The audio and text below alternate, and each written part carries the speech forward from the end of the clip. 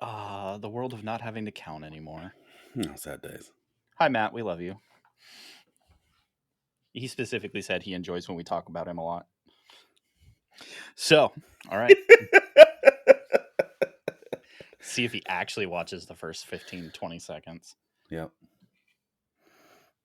All right. Let's see.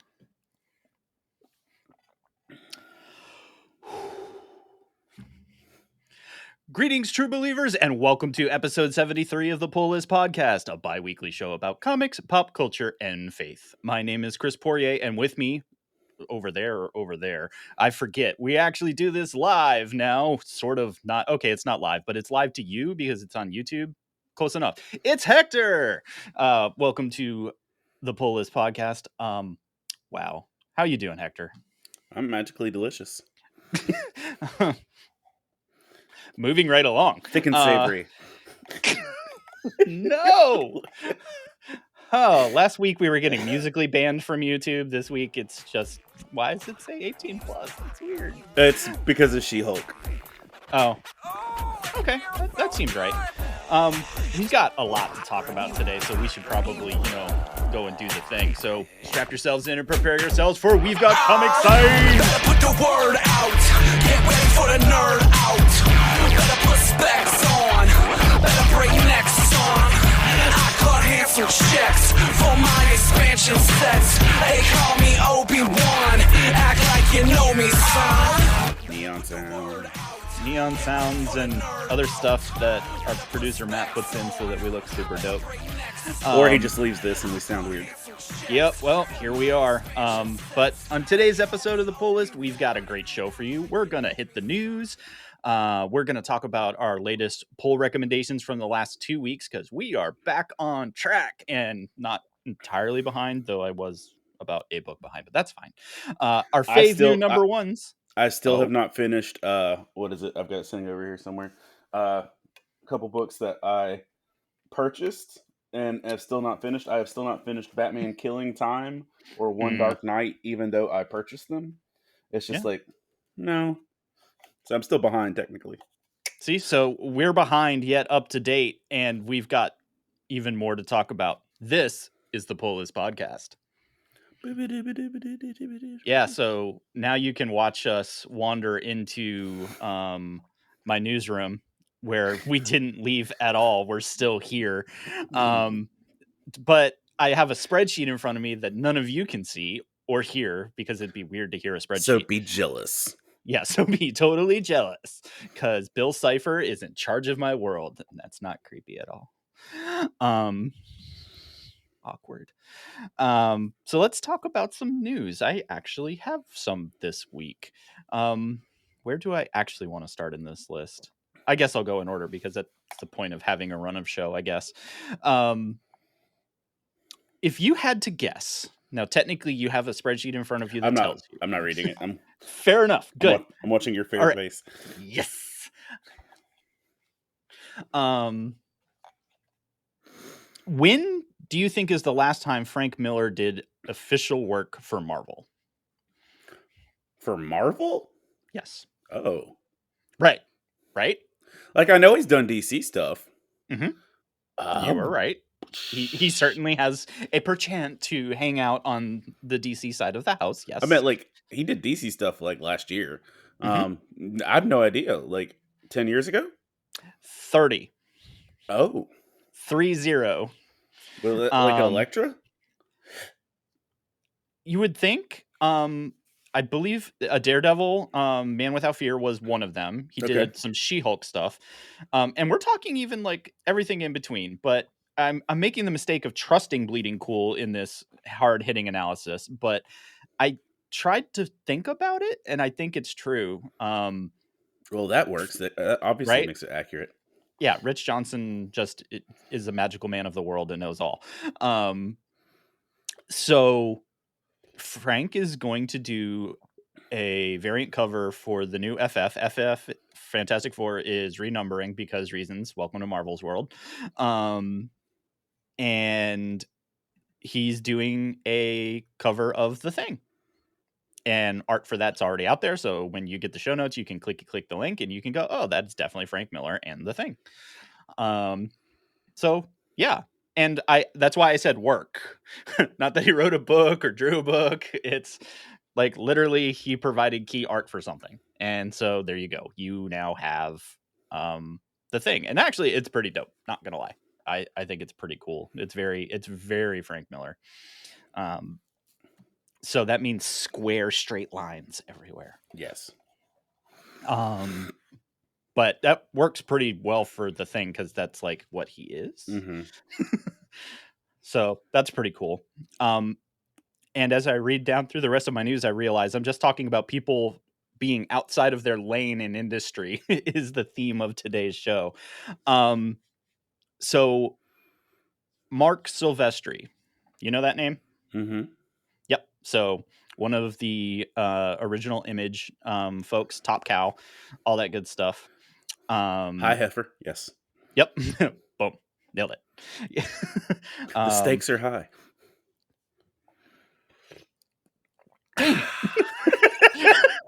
See, this is what happens when we record in the morning and Hector has like half a coffee. It is going to be puntastic.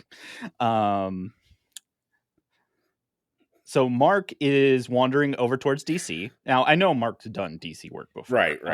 That happens. But this is another one where I think in the article it talks about, but it's been like a decade.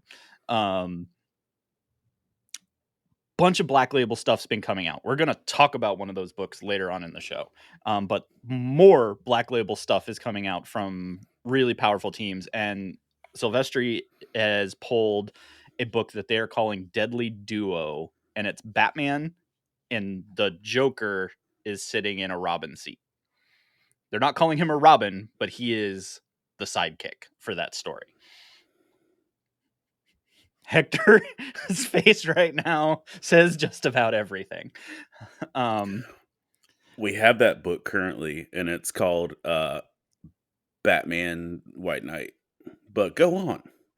Yeah, this is a highly violent, like the Joker's like, hi, I'm here to help. And then lots of crowbar action is kind of what I've seen of early panels. So the Sean Murphy verse is the buddy cop story with Joker. This is going to have a very Image vibe by the sounds of it, which means it's probably going to be covered in brain matter. They're calling it Deadly Duo.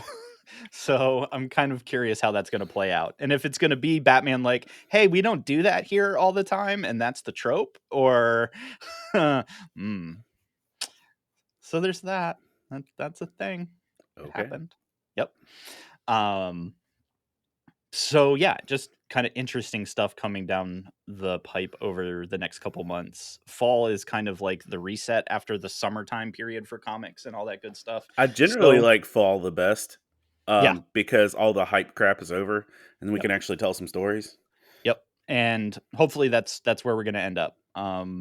Because, sidebar from the news, both of the big two's major events are basically we're almost not talking about them because they're Yeah, because nobody's like dramatically shifted by Dark Crisis or anything. Right. And Judgment Day, like here's Chris being super honest with all of you. I read it. I tried to like it. And I'm like, what on earth is going on? For the short editorial here is, Marvel, why are you trying to make the Eternals and the Celestials matter? Why? Because they invested money in it. It's a pyramid scheme that they chipped it in their grandmother's Christmas money, and now they're like, "Oh, we don't want to upset Nana. Let's put this sweater on." It's the Nana story of the Marvel universe this summer. The Eternals are the Nana's ugly Christmas sweater that you have to wear at at least Thanksgiving, so you acknowledge its presence and don't make Nana feel like she wasted her time. And that's the tweet. That's it. That might be more than 280 characters, but that's the tweet. So yeah, where were we? Oh, right. The news. I actually have some of that juicy industry stuff that some of you actually come here to listen to, and we dig you. I'm going to utter a phrase that I'm kind of shocked by, but the rest of you won't be shocked by, and that is GameStop is about to be sued by Diamond Comics distributors for a lot of money. Right. So as you may recall, and this might be a year to 2 years ago, the last time we uttered this, because we mentioned it and then it disappeared. And now it's back. And that is that GameStop was like, we're going to start carrying a spinner rack of comics. And if any of you actually saw one of those in the wild, pics or it didn't happen. You occasionally would see stuff like bundled with other stuff, but not like the we're ordering comics and we're putting them out to try a thing. They did run a pilot program, and like I said, it was 1 to 2 years ago. Well, if you want to know how well that went, it has something to do with a $3 million lawsuit. And it's because GameStop was like, oh, well, we're just going to do like we do with all of our other regular retail stuff. And we're just going to cancel orders well after the window and just not pay them, because that seems like a good way to lose money. And Diamond's like, cool story, but that's literally not how our contracts work. As every comic book store will tell you, returnability on certain things and or being able to cancel stuff that they shouldn't have ordered 500 copies of for that 1 in 500 variant is a thing. And GameStop's just like, cool, peace out, we don't care. And Diamond's like, yeah, but 3 million bones is $3 million doll hairs, and no. So interesting, because like I said, I didn't expect to utter the words GameStop and comic books and Diamond comic book distributors in the same sentence ever since this first came up, yet here we are. So I'm curious how that plays out, because if GameStop doesn't get beat into the ground over this, every single comic book retail store in the world is going to show up and go, cool, so we can just the pain of doing FOC math is gone. The final order cutoff thing is gone, because if we're allowed to just violate our contracts because this big major corporation did, then game on. Because that's the biggest issue for retailers is I have to order books before I even know if something's going to work or if people actually care. And so returnability has always been a thing. And GameStop didn't even play the returnability game. They're just like, nah, I see that PO, but I don't care. And I was like, cool. Cool story, bro. That just sounds so dumb. Right? But it also sounds like the most GameStop thing ever, that they're like, yeah, what if I send these all back to you and you give me 5 cents a copy? It's like, wait, what? No. Oh, we just won't pay this then. That's cool. GameStop, why?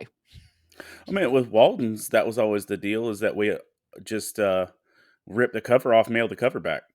Right. Yep. Usually that was the whole proof of returnability, that you didn't make money off from the thing.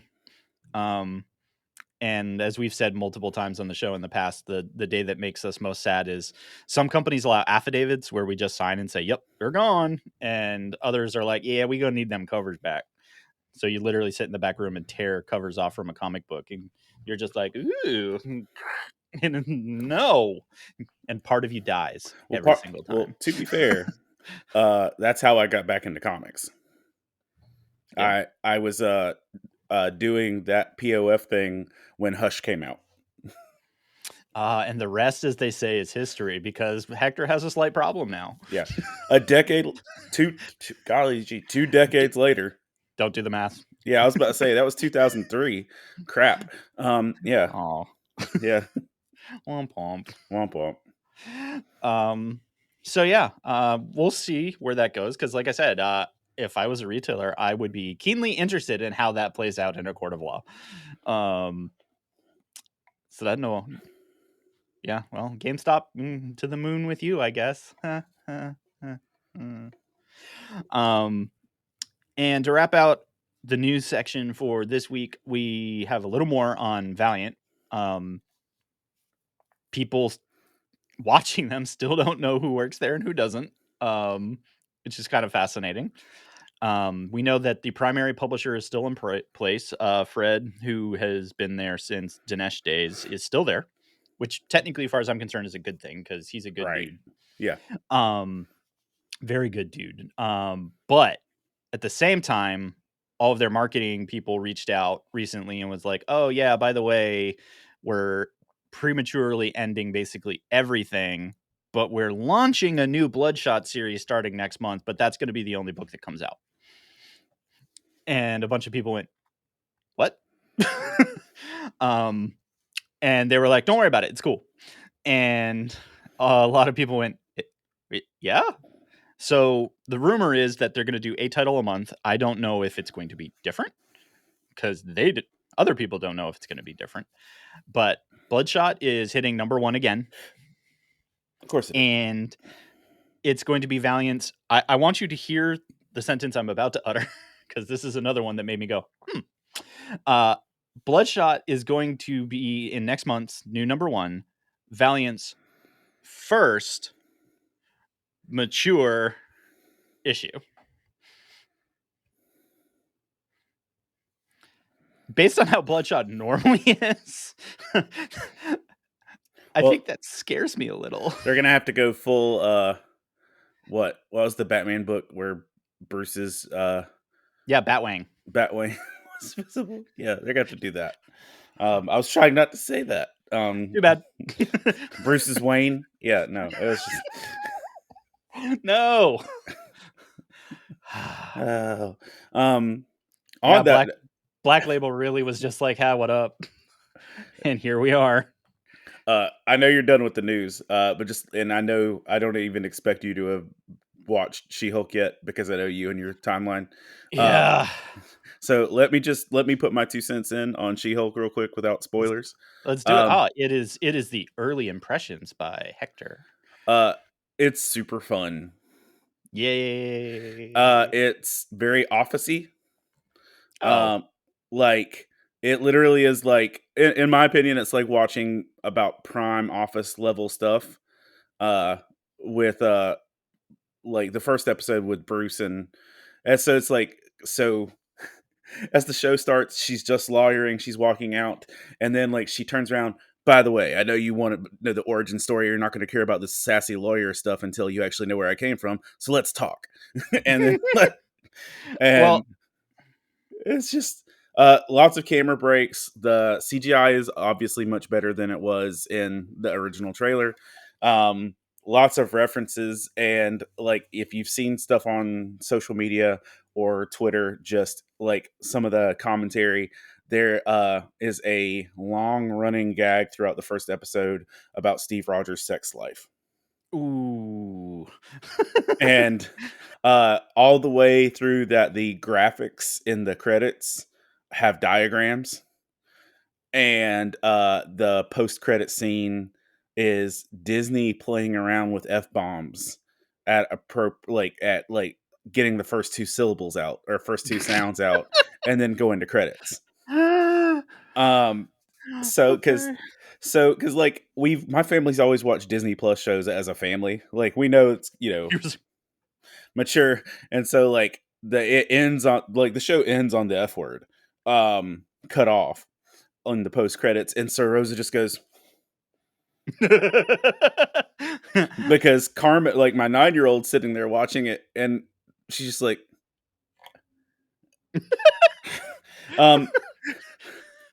so this is the gears are moving. So this is somewhere between Ally McBeal and The Office, and Marvel being very quick to give you a solid all the backstory filler for why Bruce is how Bruce is, and like, but they managed to give you an origin story in 15 minutes tops. Nice. It'll be fun, and if you're there for lighthearted comedy with a little bit of heart, great. But personally speaking, like, I can't even say her name, but let's go with Tatiana. I think that's her first name. I can't remember. I loved her, like tatted on my chest. Loved her in Orphan Black.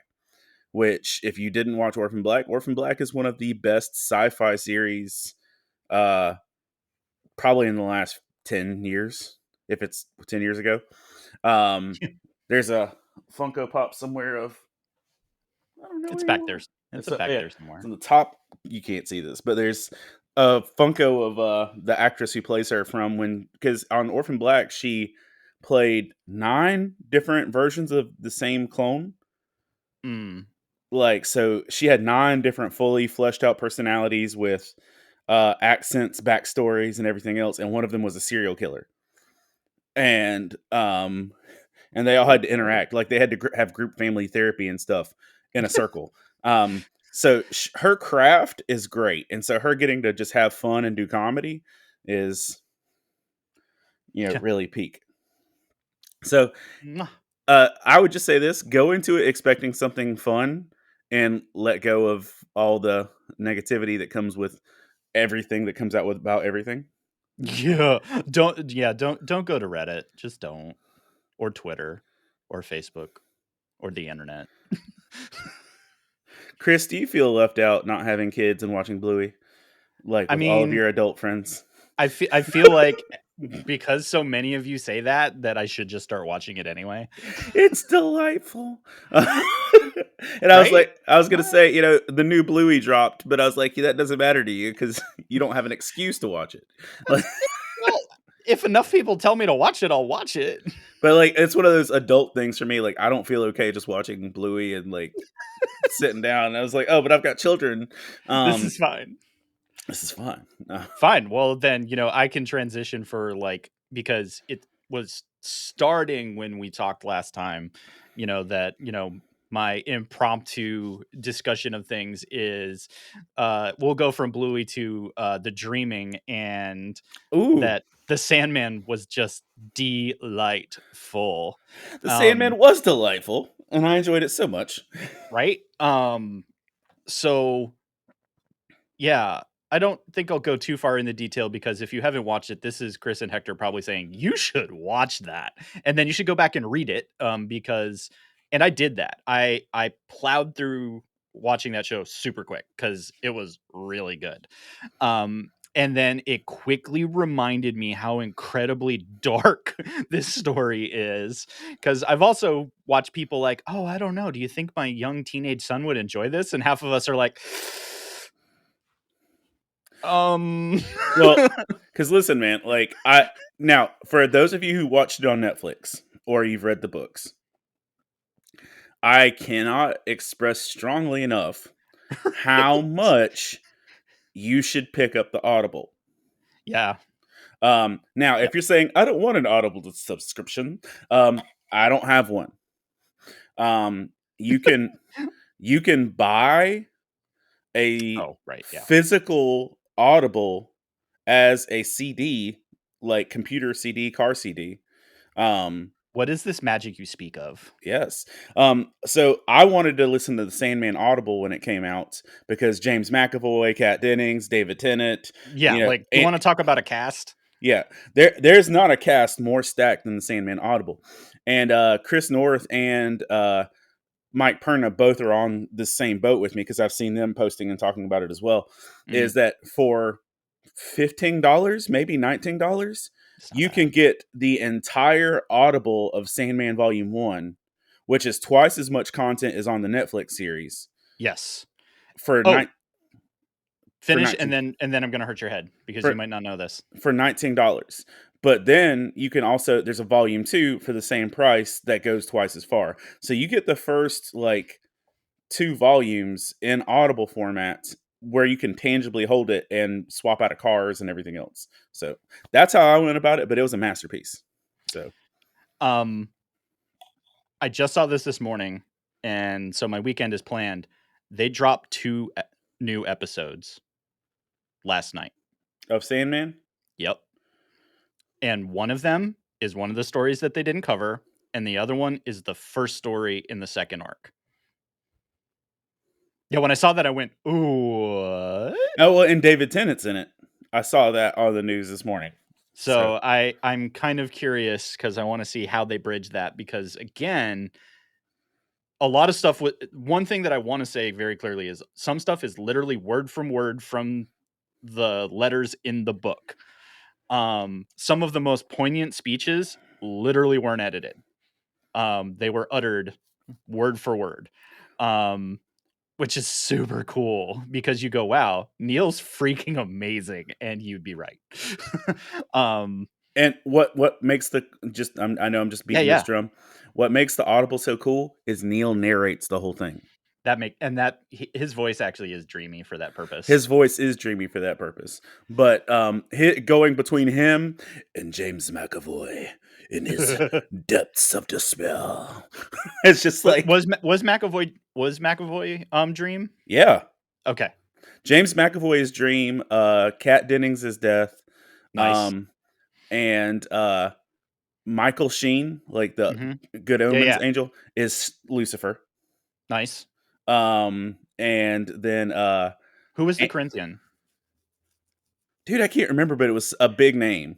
Right. So to be fair, and this is a point, is one thing that you will appreciate about the show on Netflix, and one thing that I appreciated is, and Neil talked a lot about this on Twitter because some people complained, is a lot of the characters are actually fleshed out a lot more earlier in Netflix.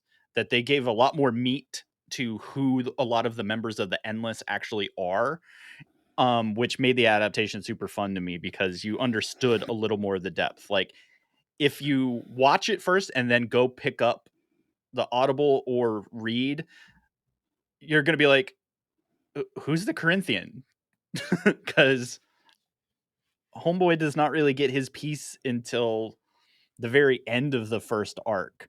And they found a really creative way, I think, to make him actually much more frightening by sprinkling him throughout the Netflix thing and helping actually drive part of the story. So yeah, not for the kiddos, because there were a few moments I was like, wow, I legit forgot how incredibly dark this was. And I'll say this, and I know a lot of other people covered it, in discussions.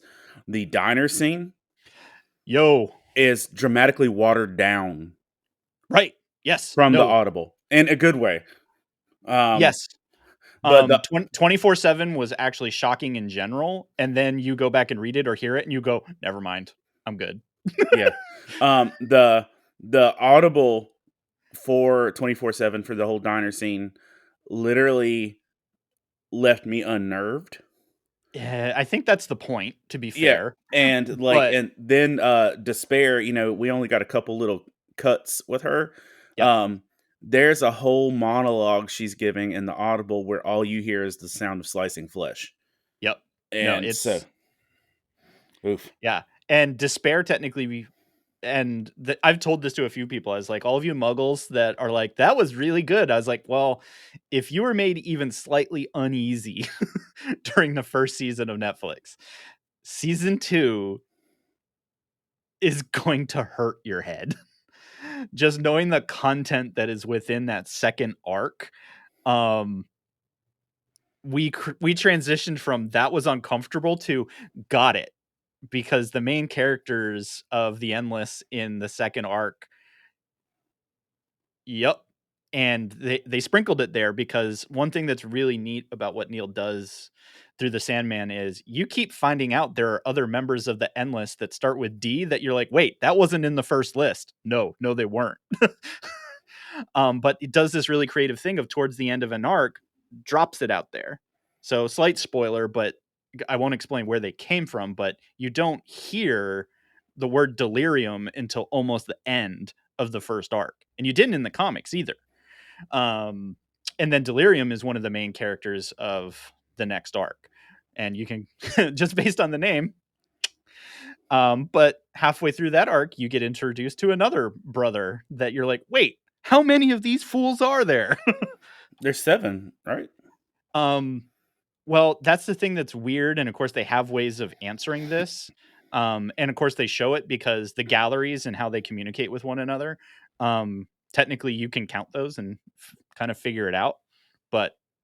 And that's also part of one of those was empty during the first arc. And it's true in the comics as well. Yeah. And then in the second one, some transitions occur in the gallery. So it's really creative how it's like, wait, we're introducing new characters? Well, kind of, sort of, not really. But if you're definitely looking for something that is very witty, and the main thing is, like, a lot of Neil's other work is, it's all of his stories kind of have this thing of weaving pantheons of gods, of long human mythology, etc., in and out of related universes. And so if you're looking for really witty dialogue and just a really interesting examination of the human condition, like, is it fair to put those words in Neil's mouth? I probably won't, but almost all of his work, that's kind of what's going on. Because Norse mythology, American gods, all of this is and even the work in Good Omens, that all of this, you're going to recognize stories that you've heard. And like the really creative stuff he did with Cain and Abel in Sandman is still like really fascinating to me. Yes. And you will find out even more about that going into the second arc. So I'm curious if they're going to give us that little sprinkling, because he uses Cain as a messenger in a very creative way. Oh, absolutely. That you're just like, there's a lot to chew on in what Neil gives you and stuff. So, and just to throw it out there too, if you want some other voices on this as well, Todd Turner on his most recent podcast, there's so many words and I always mix it up. I think it's Sis and Pop's Big Culture, if I'm saying it correctly. Sounds right. Yeah. Sorry, Todd. We love you. But something, I don't know if it's Pop and Sis or Sis and Pops, but it's Todd Turner's podcast. I know that he was discussing it with his daughter, like Sandman. So some other voices out there too. And yeah. So dig it. Yeah. So yeah, we should probably talk about comics. Yeah, that wasn't about comics. Oh, okay. So yeah, you got a couple reviews and news this week. So congratulations. And that's what you needed to know, or at least that's what I'm telling you. That's our bi-weekly look at the industry, delivering you the inside knowledge. As always, you can join us in the conversation on the interwebs, on our Facebook community with Love Thy Nerd, in the Discord where Hector will ignore you. But they're all out there. You can still text Hector or whatever arcane technology he's using nowadays. But we love talking about comics outside of the show. So tell us what you liked, what you hated, if we're absolutely off our rocker, or if we completely missed something, because we do that occasionally. I sent Chris and Matt a meme after the last episode's recording, like of Rorschach, like, and they'll cry out, "Join us in our Discord server," and I'll whisper, "No." Maybe we'll have to share that, or we'll have to help Matt dig that up so that could be the cover of this episode. No, not the cover. We need Grandma's Ugly Eternal sweater. Oh man. All right, I'm making some mental notes for what I'm calling this episode now. So yeah, let's talk us about the comics. So you pulled the entirety of the DC universe in the last 2 weeks. So tell us how that worked out. Did I do a lot of DC? Let's talk about what you didn't do. Fair. Yep. Okay. All right. Fair. Oh, wow. Yeah. Right? Did I do all DC? Oh, you did all DC. I did all DC. Oh, snap, crackle, pop. Okay. Let's go. Razzle dazzle. So first off, let's get in this poll. Oh, welcome to our new poll segment where you can see pictures of comic books. Yay, comics. Move my coffee. So first off, let's hit up Black Adam number 3.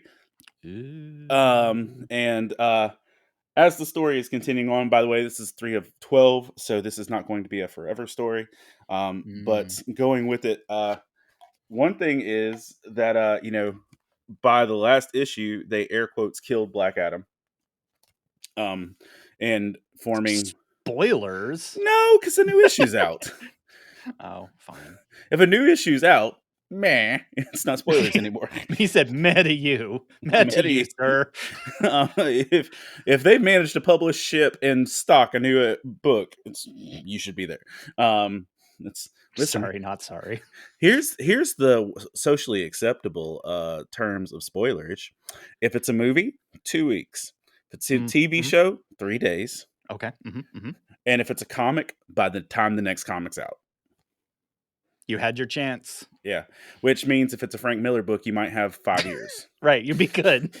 um, Really got to catch up on that. yeah. But either way, so like they sold the death of Black Adam pretty hard in issue 2. But what they didn't really cover is the fact that only one part of Black Adam died. So Teth Adam died. Okay. Like his mortal form right died. Okay. And so when he passed his power on to the new guy, to right White Adam, who he refuses to be acknowledged by that. And so being the fact that he's a doctor, a med school student, etc., he has the bright idea, what if I Shazam paddle this dude? Shazam!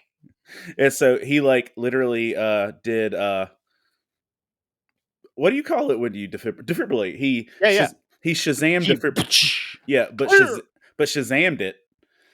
And so he said Shazam as he did it, so the lightning would strike him. Oh. So that's what I was trying to get to. He like literally defibrillated him and cried Shazam at the same time, and so it brought Black Adam back, still dying. Wow, so that lasted a whole issue. Yeah, he was dead like a page. He did. But so Teth Adam is dead. Right. But Black Adam in his full power form is alive, but in critical condition. He's still dying. I technically have questions. As we all should. Because I thought the whole point of that power is that it has to be passed. So now it technically is existing in two people at the same time? Well, what it's doing, it's the same way that Billy shares his power. Oh. Okay. That's still a little weird because Billy is at least still one person. Right. So White Adam has shared a portion of Black Adam's power back to the body of Teth Adam, which is keeping Black Adam at least alive on life support. I feel like I needed to start a chalkboard for that, but we're not there yet. Yeah. Either way, it's a fun and interesting story. And they're definitely not giving you what you normally expect or see in a Black Adam book. That's fair. Because Black Adam is currently also in Dark Crisis, and he feels like a chalk outline of all the Black Adam's been before, of like, I am trustworthy, but not trustworthy. And like, Sinestro is sitting there looking over his shoulder like... So like, it's fun. And I've enjoyed Black Adam on a consistent basis since 52, and this doesn't disappoint. That's good. And to be fair, the only reason I have all DC is because you have the like super good Marvel book that I read. I'm not sorry. No, and I get it. You shouldn't be. And then another one on my list, and this was on my list, right? Nightwing, yeah. Yeah. So Nightwing, I beat this drum till I'm blue in the face. Tom Taylor's work on Nightwing has been fantastic. And this is if it's not the climax, it's real close. But you don't think they'll drag that to 100 just so it can be? Yeah, look at that. It's 95, right?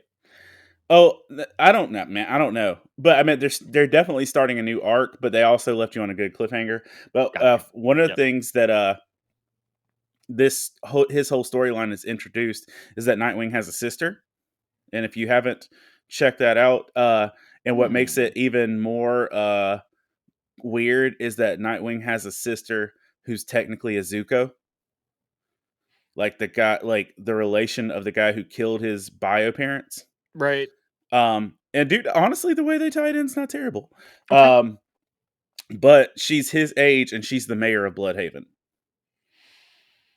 Does she know she's the sister of? Eventually. Okay, because I was Uh, like, that's weird. she didn't, and that's the thing. But she's part of the crime families, but not. And it's this Right, right, right. whole thing. So she's like trying to low key infiltrate. So he's got an actual sister working on his side.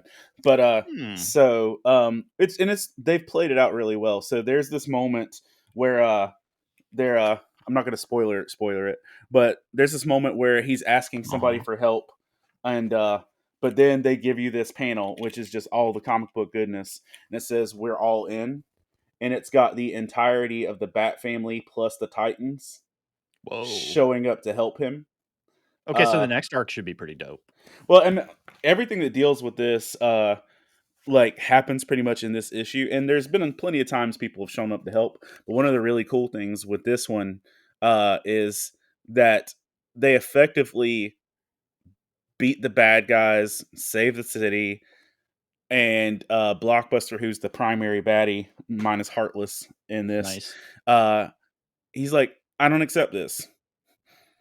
He's like, I don't accept defeat. So he literally sets an orphanage on fire, grabs a couple orphans Ugh. by the head, threatens Nightwing. He's like, if you don't lay down on the ground now, I'm gonna pop their skulls in front of you like grapes.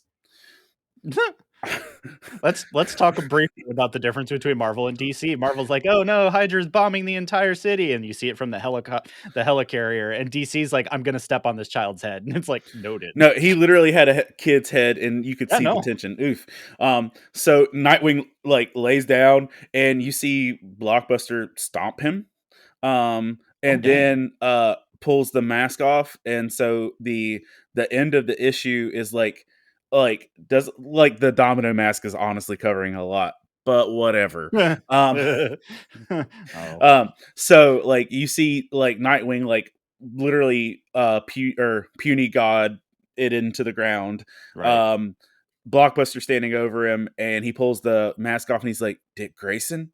And then he's just has a confused face, and then he's got the infuriated face, like it literally sounds like the next panel would have been profanity, and it just kind of cuts there. So Bloodhaven's on fire. The entire Justice League and Titans have shown up, or the Bat family and the Titans have shown up, and uh he's laying defeated under his bad guy's feet, and so that's super a thing. Um, there you are. and you and I are gonna chit chat on this one because, like, I know that you have as much to say about this as I do. Oh man. Uh, one of the ones that Chris and I debated on this, it was either he get Daredevil or I get this. So, Oh, do I have the other cover? I have the other cover. yeah, let's see. This one looked very Jim Lee-ish.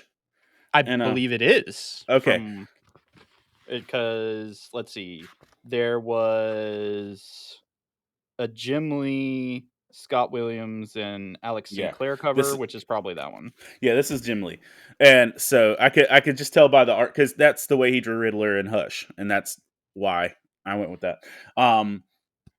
This is a masterpiece, and Oh man, when Tom King and Mitch just do their thing, it makes you feel, and that it's like the opening of this book was one of those. Okay, boys, get to the point, but at the same time, it's like I appreciate how much time they spend on mundane things to make a point. And yeah. So, Batman One Bad Day is going to be a series that's going on across the DC universe where they're saying Batman's best villains in their best stories is their sales pitch for it. And if this is factual in terms of the Riddler, this is the scariest I've ever seen the Riddler. Yeah. It's the darkest I've ever seen the Riddler, probably. Um, and it's Yes, and we saw the Batman. yeah, we saw, and that's nothing. No. That's like Super Friends. Like Paul Dano's Riddler belongs in Super Pets compared to this Riddler. And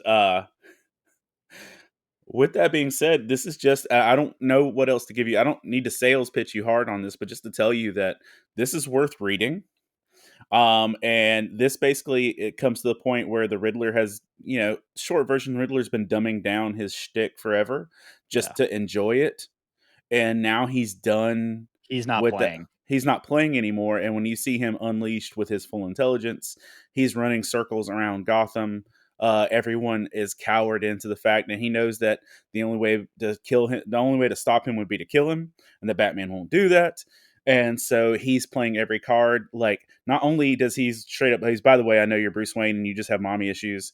And like, he's like, he also knows how every other thing functions in Gotham. And to the point, he even says that he's the reason that Joker shot Barbara, because he gave Joker the idea to do it. And like, and where she was living and all of it. Yeah, so like that they retcon that piece of the Killing Joke of how Joker knew and everything, and he's like, "How do you think that he knew?"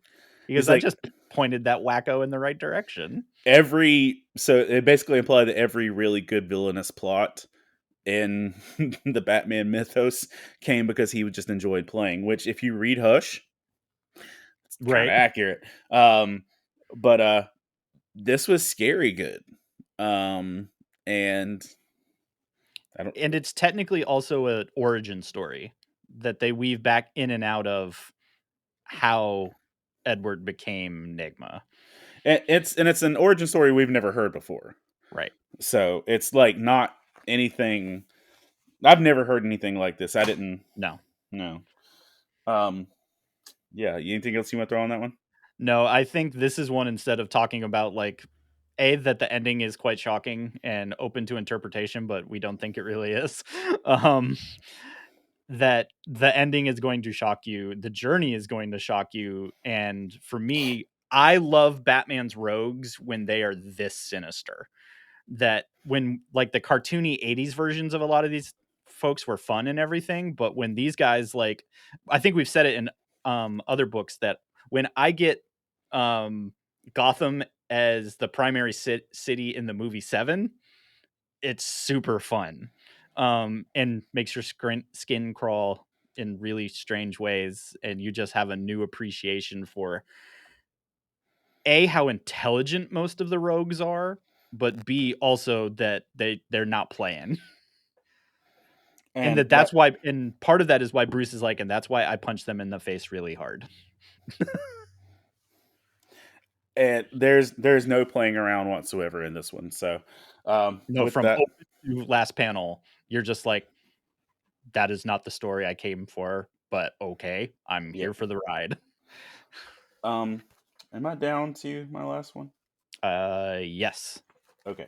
I'm down to my number one, or no, you're down to it isn't in your pile. It isn't in my pile. By the way, honorable mention to Shazam. It's the new champion of Shazam, as it's called, Mary Marvel. Just honorable mention. It's good, but I just wanted to mention more so. There's more Red Hood out. Yay! For me personally, Red Hood and the Outlaws, specifically Red Hood and the Outlaws with Artemis and Bizarro, because they are the dark Trinity reflection of the brokenness of the main DC Trinity. You've got a broken Superman, a disgraced Wonder Woman, and a orphaned Batman. So it's like all across the place. They're my favorite version, and when their story got canceled a couple of years ago, I was heartbroken. And then they gave us the 2 issues that never went anywhere. Not that you're still bitter about that. I'm super still bitter. They gave us a 2-issue setup and didn't even say goodbye. Flipping douche waffles. And so language. So my bestseller at Comic-Cons these days is a sticker that says "Jesus loves you, but don't be a douche." And and like everybody and their mom just was like, you know what? Yeah, I'm down for that. But so that's not right, but I'll take 2. Yeah.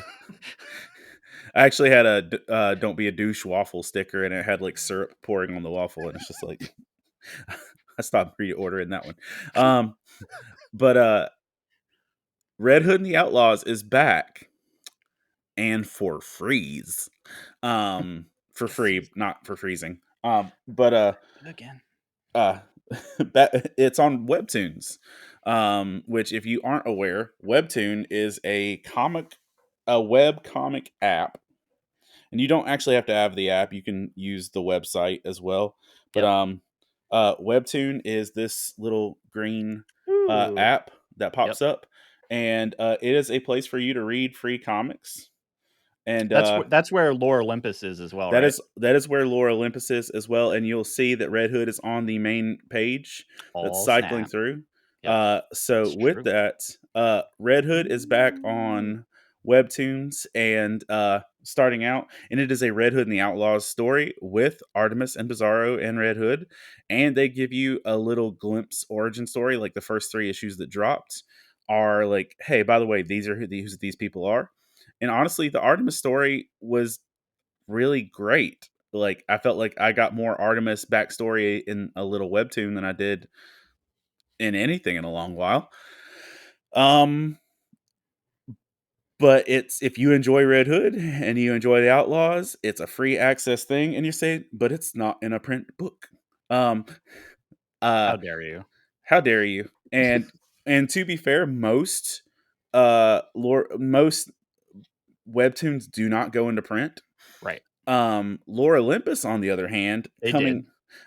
Lore Olympus is on about issue 200 Yeah. of their webtoon, and they have 2 giant hardback volumes.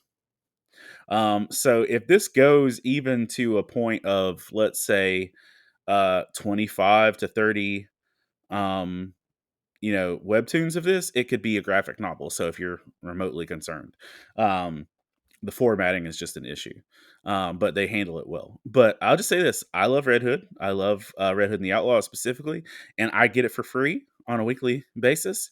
Yes, please. Yes. Yes, I will take some of that, please. And some of it, I mean, some of it like was genuinely beautiful Batman and Jason throwback moments. But you get Bizarro in a cowboy hat riding a pterodactyl. I mean, what else do you need in life? Um, so Hmm. your turn, Hmm. Chris. Yeah. How do I follow that? I follow that with no, I just go in order, sort of. So yeah, I told you guys about a book from Scott Snyder that I was like, what is this and why is this a thing? And so Dark Spaces, Wildfire is back already in issue number 2, probably because I was behind on the first one. So IDW is putting that book out, and this is the story I told you all about the incarcerated all female wildfire team out on the West Coast fighting a wildfire, and that I was surprised because this is a heist book, and it is a heist book.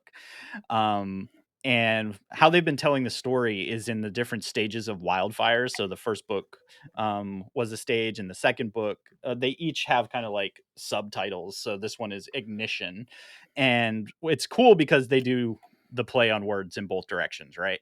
That the fire is getting worse around them, but also this was the heist.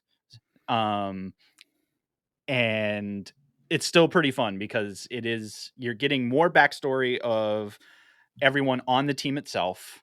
You're seeing bits of this crazy wildfire going on around it, and they're talking about real, very real things that are true in wildfires. Like they have an instance where they come across some mountain lions, and they're like, "Oh goodness!" And well, when fires burn, predators tend to shift because they are more afraid of the fact that their entire home is on fire, um, and that's complications that people run into is animals that you don't normally run into but are also scared, which means they are extremely dangerous. um, and straight up, I think that is a foreshadowing for something else coming with the group themselves. But spoiler, but I think it sets up even more is that it's not just heist, it's the turns keep coming, and the end of this book is they're like doing the thing, they're stealing the stuff, and they're going through this really nice house that's been abandoned because there's a wildfire and they've evacuated, and they're like, we're gonna get away and steal all the stuff, and then they open one last closet and there's a dead body in it, and they're like, crap. And I was like, ah, so good that every issue is just making the thing deeper and deeper. And I was like, again, didn't expect this book, heard nothing about it leading up to it, but I'm like, this is good. And I have a feeling it's probably going to be 6 issues. I don't know. I have to double check the solicitation to know for sure, but it feels like it's going to be a neat package and be done. Double check the solicitations. Just sounds scandalous. So I can't have nice things. Yeah, Hector, I'm using industry terms. Yeah, apparently. So what else do I have? Hector's 12 this morning. That's normal. I also read Above Snakes. I saw that and I was interested. But So art is pretty neat. It's got that watercolory back and forth, kind of thing. But short version, which is great, is it's spaghetti western with kind of a twist that I'm kind of waiting to see how this actually plays out. But you get introduced to kind of a cowboy that's, been rough and tumbled and is making their way across the West. But is that an industry term? No. Rough and tumble? Maybe. Yeah. I mean, in that industry, probably. But his sidekick, for lack of a better word, is very much a buzzard that he talks to, and it talks back. So it's very the Sandman, like talking to Matthew kind of thing. But the difference is no one sees this buzzard. It is very clearly spectral or something. And we don't know why, really. So I'm still like, all right, I need that explained at some point. But otherwise, it's just week to week Western type stuff, and almost every issue ends. I need to find it. Wow, there's a bunch of ads at the end of this book. Ends with the preview. And the bottom of the preview is always just one sentence. And it usually goes something like this.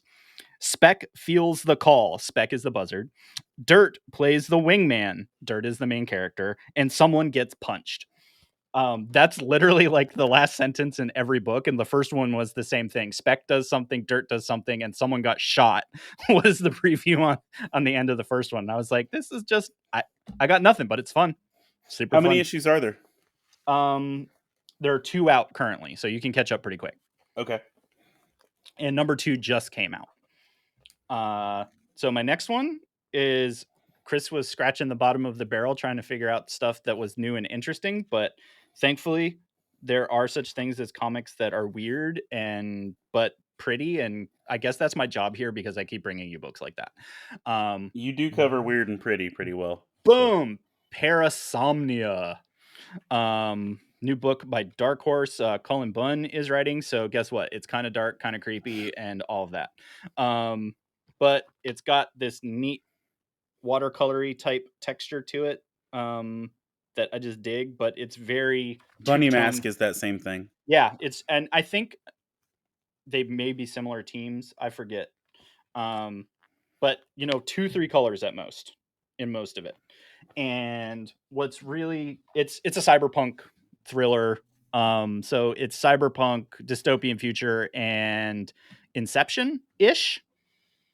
So there's just a lot going on, and that's what I got to say about that. So if you're looking for something really kind of out there, but is very pretty, and you are still kind of figuring out what on earth is happening here, Parasomnia.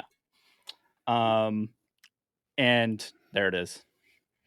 And so my final regular pull is the book that I stole from Hector. So Daredevil Number Two, also known as number 650 because we still legacy number at Marvel. You got one of the other covers? I think I got the same cover. No, it's the same one. Dope. Yeah.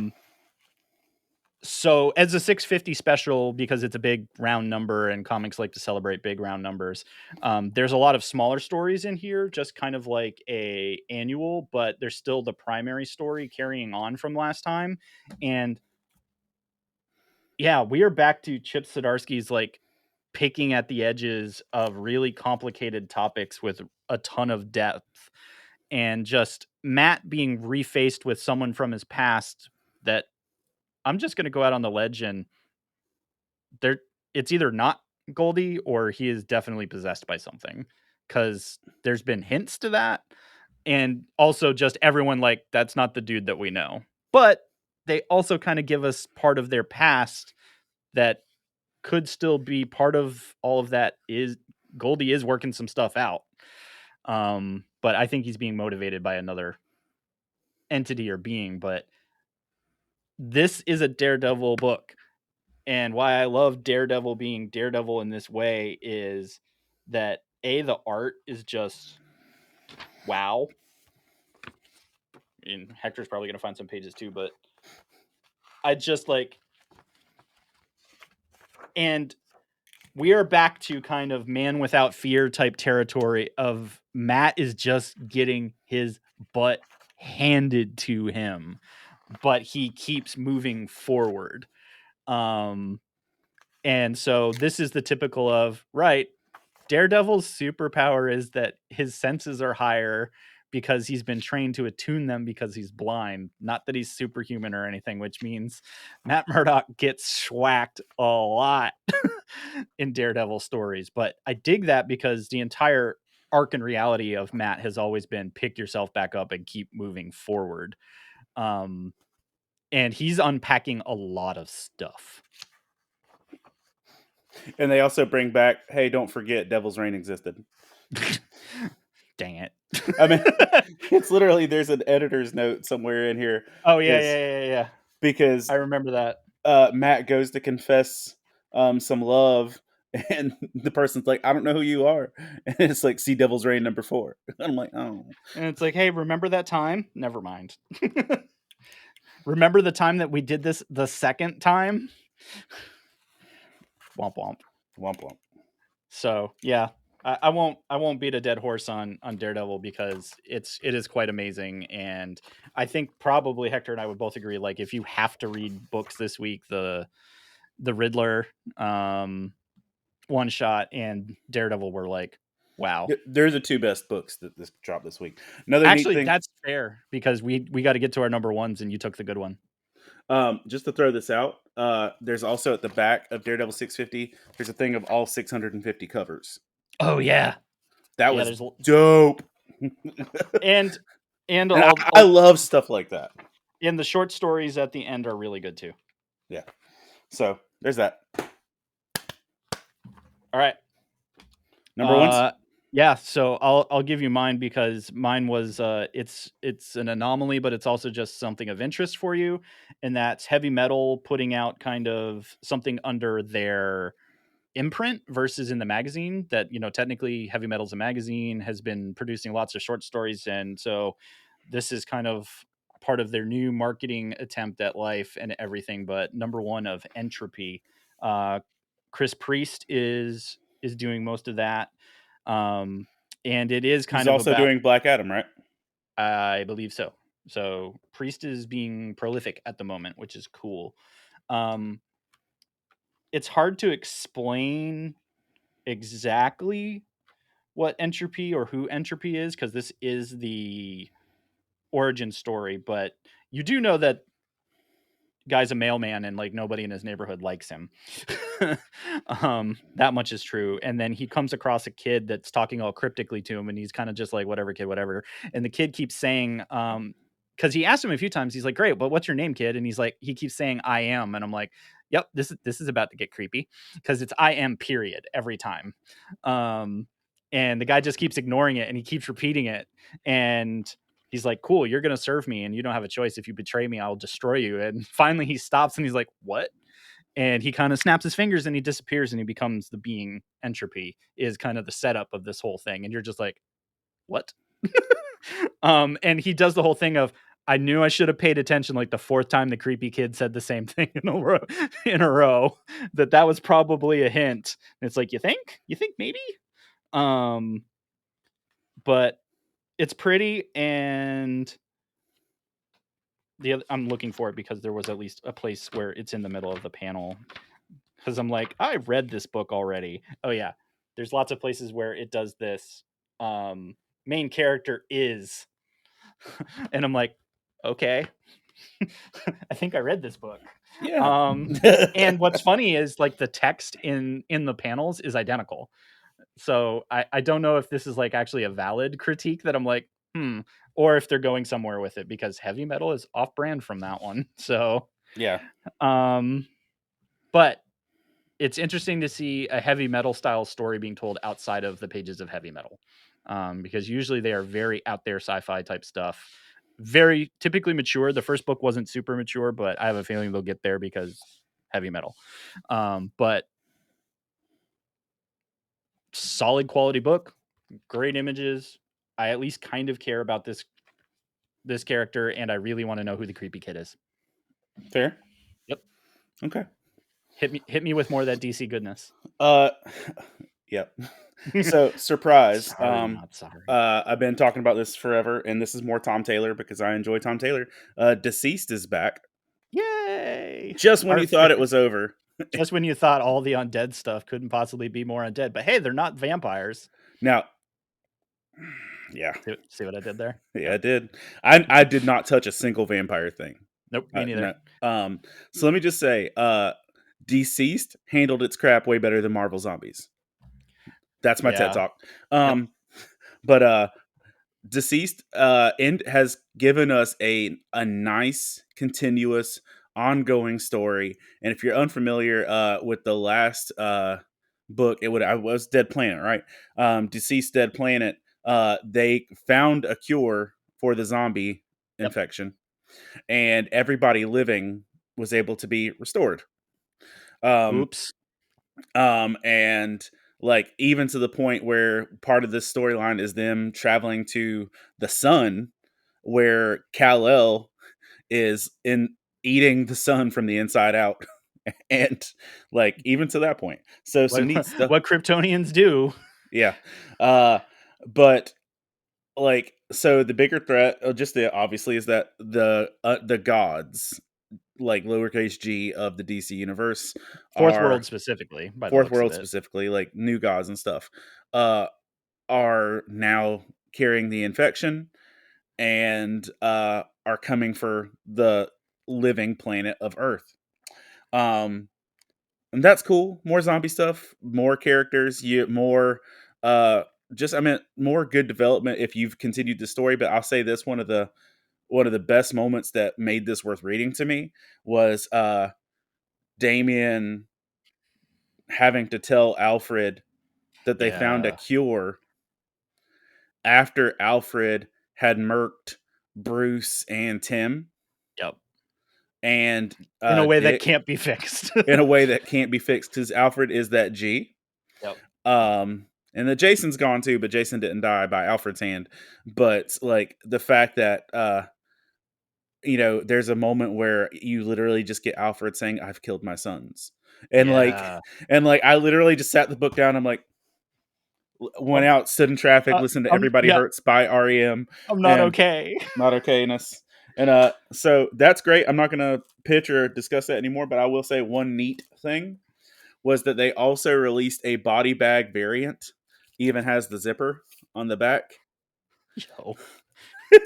And I thought that was super dope. And like you and I have plenty of times talked about how we hate so many covers, and I'm like, nah, this is cool. I was down for that. This is yep. When it's done well, I'm all about it. And I think the only thing I would add is new origin-ish story for Supergirl is introduced at the beginning. It's a different slice of life of it. Because it's a slight variation on things. That she was sent to the Fourth World and the New Gods during the destruction of their planets, and Kal-El was sent to Earth. And so one of my favorite statements from that whole thing was, where your cousin was sent to live amongst the lessers, you were sent to live among the gods, was that one bubble. And I was just like, oh snap. And then of course, the middle of this, that Mr. Miracle, Big Barda's like, I guess that means we got to go home, and home's going to be really jacked up. And then favorite Damien lines through the entire thing is, I need to find the panel. I won't find it real quick now. But is where John keeps explaining the sun to him, and he's like, I'm Batman. Yeah. Like there's a mission where they're literally going to the middle of the sun. He's like, I'm Batman. John's like, I'm no, Batman. no. And he's like, but seriously, I'm Batman. He's like, I know, but And it's the most Damian Wayne right. meta commentary. It's great. It was so good. He's like, in outer space, he's like, Batman. And I think that's some of the best part of Deceased is you get Alfred realizing that he murdered his sons, and that in the same book. Yes. And the transitions don't feel weird. No. And it's why Deceased is just super awesome. So, man, all the books, all the comics is super good stuff this weekend. I guess that means that's it for us here. So that's it for the pull list. Episode 73. It's now in the books and in your ears and in your eyeballs, because we record the video and you can catch us on the YouTubes now. So go check that out. Tell us what you think, if you dig it, all that good stuff. But we couldn't do this alone. As you know, we take this journey of epic podcast nerdiness and etc. and fandoms and all that wonderful stuff with the folks over at Love Thy Nerd and the Love Thy Nerd podcast network. So be sure to visit lovethynerd.com for more info, previous episodes, and maybe find yourself a new show. There's other stuffs out there. We do nerd. So Hector and I, honestly, from the bottom of our hearts, want to thank you guys for choosing us as your primary comic book factory on, a near weekly basis. We're doing pretty good. So and don't Matt. leave us ringing. Yeah, and Matt, because he does things and makes us. And we didn't talk about him enough this episode. Oh, our bad, Matt. We still love you. So don't leave us hanging. Rate, review the show. Click the little like button now on YouTube. Please do that. Click. Like and subscribe. I get to say it now. Hit that, smash that subscribe button. Industry terms. Yeah, industry terms. Hashtag. But we're on YouTube, Spotify, Stitcher Radio, YouTube, and so many more. So thanks for listening. And remember, kids, read more comics.